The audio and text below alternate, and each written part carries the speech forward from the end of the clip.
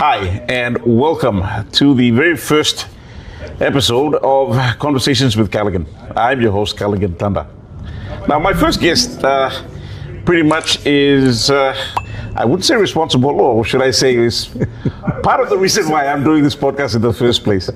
But this special episode, he himself coined the episode. It's called Trabol. So please, without further ado, let me welcome my first inaugural guest on Conversations with Callaghan, the Honorable Governor for SEPIK Province, ALLAN, who joins me today.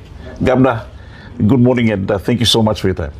Look, thank you, Callaghan, and I couldn't help smiling there. Trabol. I mean, I guess we got to get to the bottom of it. So I think there's a lot of people out there that are wondering, like, what's happened to you, and where do we go with the next stage of Callaghan Tanda. So I'm pretty excited to be your first guest on Conversations with Callaghan. Well, who better to start the conversation with than yourself? And the last time we met was I think the last time we had a proper conversation was in the studio on the 17th of, what was it, March or May this year? Well, 17th of May. Pardon me. Yeah, April, sorry. On the 17th of April, that was leading up to the long weekend. And here's the thing that many people want to, people have been kind of asking me to come out and talk about the experience, but I've kind of maintained my silence through all of it, just trying to see how the best way forward from this experience has been. And let me just thank everyone who's been supporting me through this particular journey that I've gone through since the time. But, just rewinding back to the facts, on 17th was when I conducted the interview when I was hosting the Talkback show on FM 100. Now, we had the conversation, I invited you in. That week, we were supposed to do it on Monday, but we couldn't do it because of the VONC that was happening on Tuesday. Yes. And then fast forward to the Thursday that week, we confirmed in the evening that you were going to be available. And the same night, I contacted my producers and let them know via WhatsApp that you were coming in the next day. Now, while you came in that morning, my CEO at that time, Mr. Bill Bartobo, he met us at the car park at the bottom. Yes. And took us up to the boardroom. That little conference room. The little conference room. Yeah. So he saw you at that time.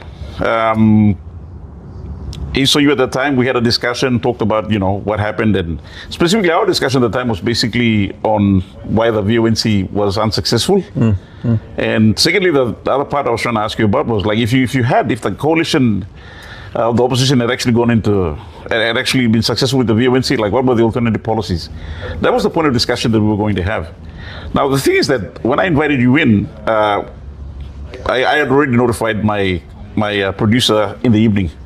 And, time to say, kind of ad hoc something. Talkback is something that's always on the go in this case. So the reason that I was terminated, they said I hadn't given prior notice to my CEO for that matter. It started off with a 3-week suspension, and then, of course, when I did come back after 3 weeks without pay, mind you, I got terminated. Now, we were talking to him, my CEO, Mr. Wartovo, prior to us going on air. And at any time, if he had felt uncomfortable about it, like he knew it, what, 30 minutes before we even went on, I think 8:30 something, till the news played, 10 past 9, and then 9:15, we were already inside. He could have said no at any time, and I just wanted to ask, did he ever give any indication that it was uncomfortable from your experience? No,